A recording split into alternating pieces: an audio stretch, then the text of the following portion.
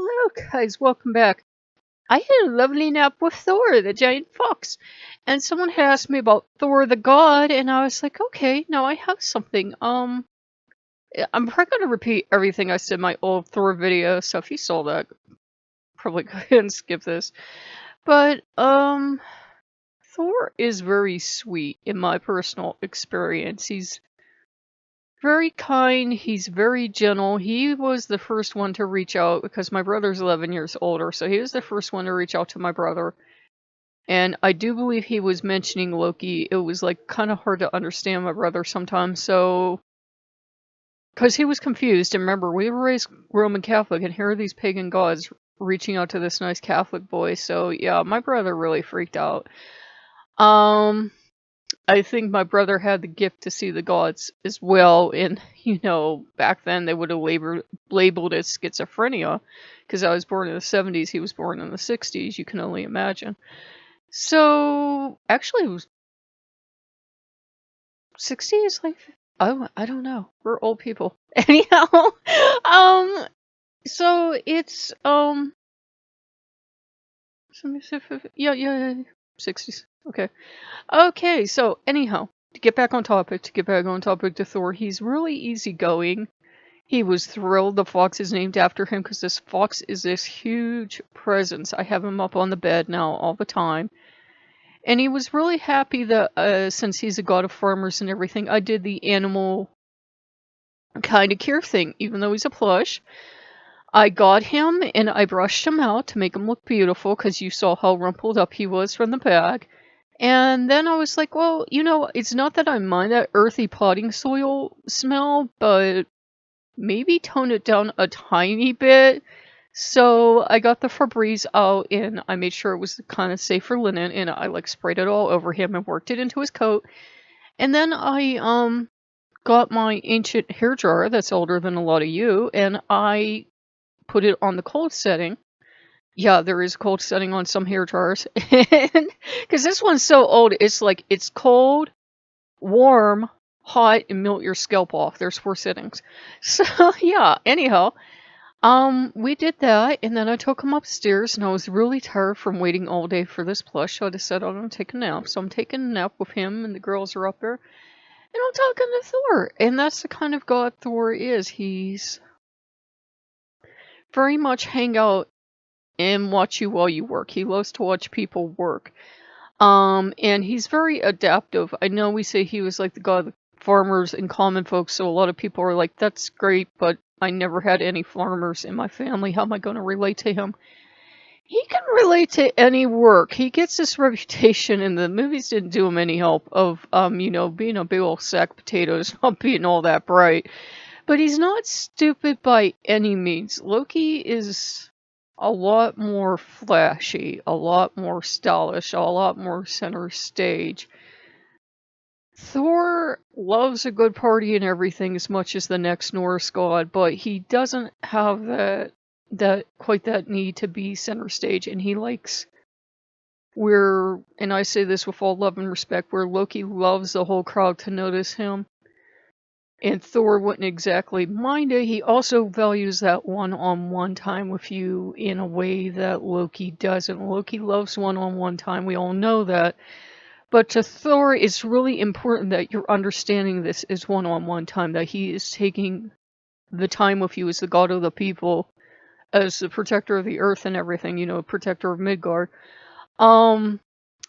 To spend that time with you, to get that relationship, and he's really interested. He's like, is everything going well? Are you lying? Are you covering up? It doesn't do you any good to cover up. I'm here now, I'm asking you, do you have a problem? And it took a while for me to learn to say, yeah, I have this problem, Thor, and this is what it is. And it's said, some people say that if you ask Thor for help, he will do absolutely anything within his power, but sometimes a lesson comes with it, and some people haven't liked it. Because, if you need something, sometimes it does take years, because the gods have to go through, all the natural chains. I've been praying to Thor for years for, a roof and windows and stuff, and, praise be to the gods, I got a new roof on this porch, and I got a new roof on the side thing. They told me I didn't need a new roof on the top of the house, so I'm good. But, I got that done. And the windows are still in place, but again, it's kind of a toss-up. This area can be like really bad with gas leaks, and the only thing that has saved my life a couple of times has been that I have these drafty old windows, so it's kind of a toss-up. And I think that's kind of why Thor was like, I will do the roof you need, but you're okay with the windows. So he's very practical, and he's very much, he knows how to enjoy himself. I think we do him a disservice when we think, oh, he's this farming god, the god of the common folk. He won't understand if I want this big, expensive thing that I don't technically need. No, he'll understand. He might even help you get it, but it's like, as long as it's practical in the way that you're going to get a lot of enjoyment out of it. Not, I need it just to be fancy, but if you need it to, like, get a lot of enjoyment out of it. Like, let's say you want a VR set, and you're looking at it, and you're trying to save up, but something's always coming up, and you say to Thor, I really can't afford to go on vacation, I can't afford to go do this and that, but I could afford to get this. Could I please get this?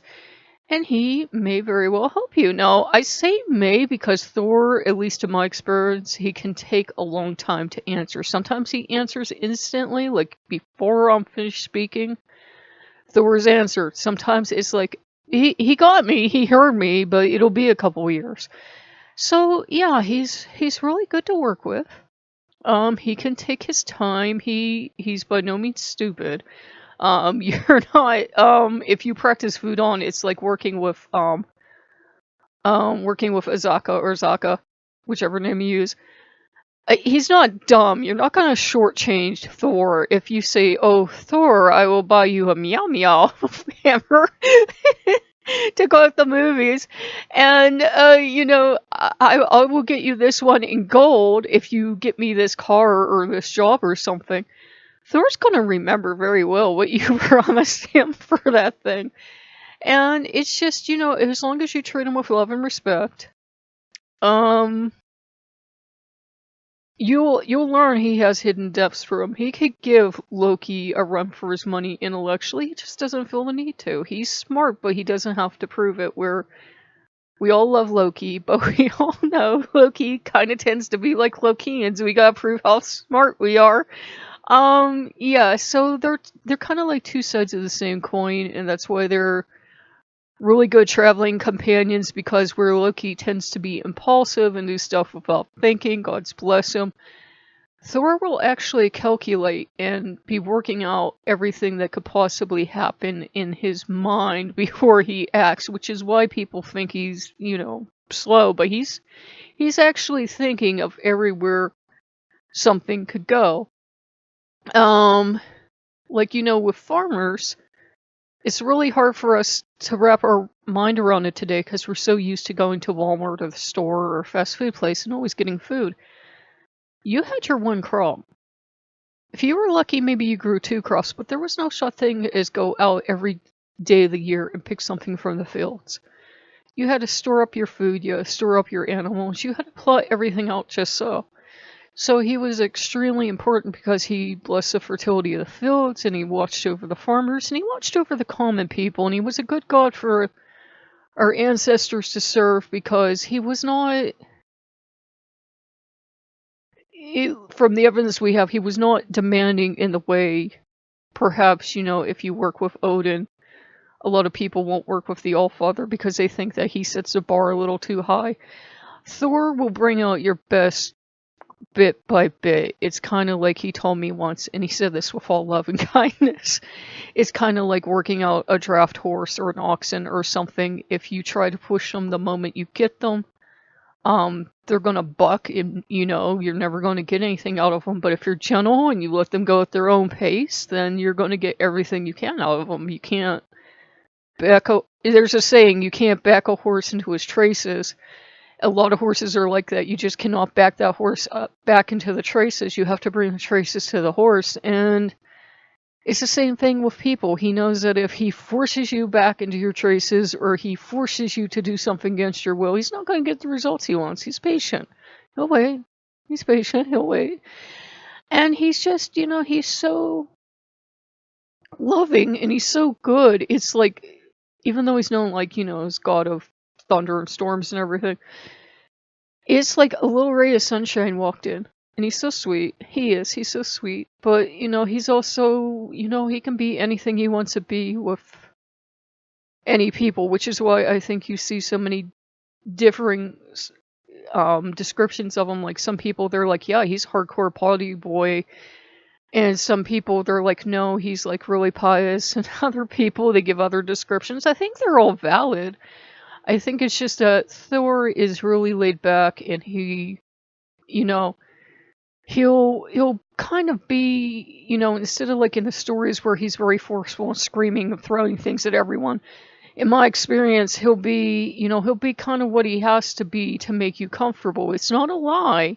He just really likes people and he's really good at fitting in any situation. So if you are more of a party boy and you start working with Thor, you may connect to that energy. But if you're really quiet, mousy, and shy, and you won't say boo to anyone, you'll get this really quiet, thoughtful god. He always gives me real strong farm energy and imagery because he's really proud of that connection. He still has it. So if you work on a farm or you farm in some sense, that's really good. Even if it's small, like you're growing a garden or something, you still need that fertility and that growing energy.